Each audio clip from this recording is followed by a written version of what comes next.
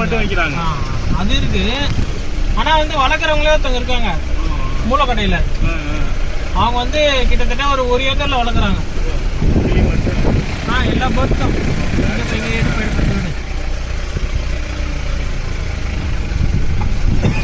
Colour நல்லா இருக்கு பாக்க.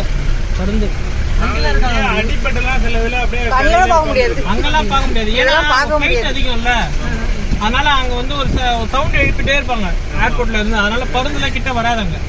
இதெல்லாம் நிறைய கடுமையா இருக்கு. ரால் பண்ண பிடிச்சிருக்கா அழகா பாருங்க.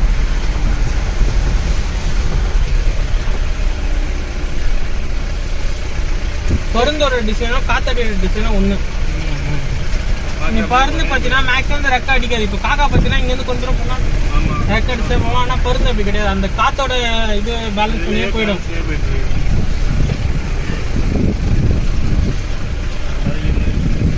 கண் பார்வை ரொம்ப அதிகம்.